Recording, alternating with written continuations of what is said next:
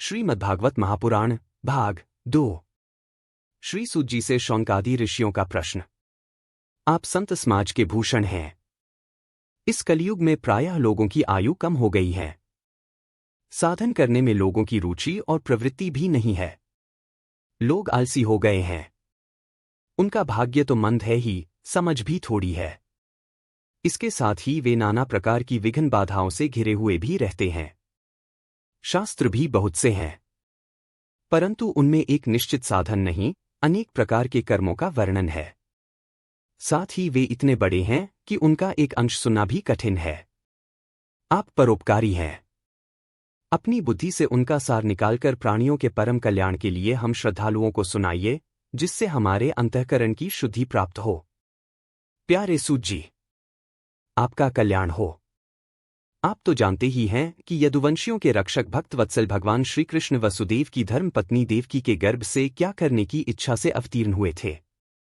हम उसे सुनना चाहते हैं। आप कृपा करके हमारे लिए उसका वर्णन कीजिए, क्योंकि भगवान का अवतार जीवों के परम कल्याण और उनकी भगवत प्रेमयी समृद्धि के लिए ही होता है। यह जीव जन्म मृत्यु के घोर चक्र में पड़ा हुआ है। इस स्थिति में भी यदि वह कभी भगवान के मंगलमय नाम का उच्चारण कर ले तो उसी क्षण उससे मुक्त हो जाए, क्योंकि स्वयं भय भी भगवान से डरता रहता है। सूत जी, परम विरक्त और परम शांत मुनिजन भगवान के श्री चरणों की शरण में रहते हैं, अतएव उनके स्पर्श मात्र से संसार के जीव तुरंत पवित्र हो जाते हैं।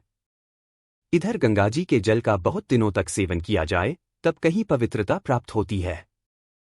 ऐसे पुण्यात्मा भक्त जिनकी लीलाओं का गान करते रहते हैं, उन भगवान का कलिमलहारी पवित्र यश भला आत्मशुद्धि की इच्छा वाला ऐसा कौन मनुष्य होगा जो श्रवण न करे। वे लीला से ही अवतार धारण करते हैं। नारदादि महात्माओं ने उनके उदार कर्मों का गान किया है। हम श्रद्धालुओं के प्रति आप उनका वर्णन कीजिए। बुद्धिमान सूत जी, सर्वसमर्थ प्रभु अपनी योगमाया से स्वच्छंद लीला करते हैं।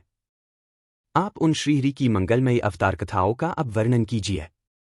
पुण्य कीर्ति भगवान की लीला सुनने से हमें कभी भी तृप्ति नहीं हो सकती, क्योंकि रसज्ञ श्रोताओं को पद पद पर भगवान की लीलाओं में नए नए रस का अनुभव होता है। भगवान श्री कृष्ण अपने को छिपाए हुए थे, लोगों के सामने ऐसी चेष्टा करते थे मानो कोई मनुष्य हो।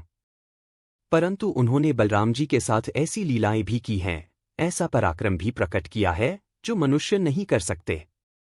कलियुग को आया जानकर इस वैष्णव क्षेत्र में हम दीर्घकालीन सत्र का संकल्प करके बैठे हैं। श्रीहरि की कथा सुनने के लिए हमें अवकाश प्राप्त है। यह कलियुग अंतःकरण की पवित्रता और शक्ति का नाश करने वाला है। इससे पार पाना कठिन है।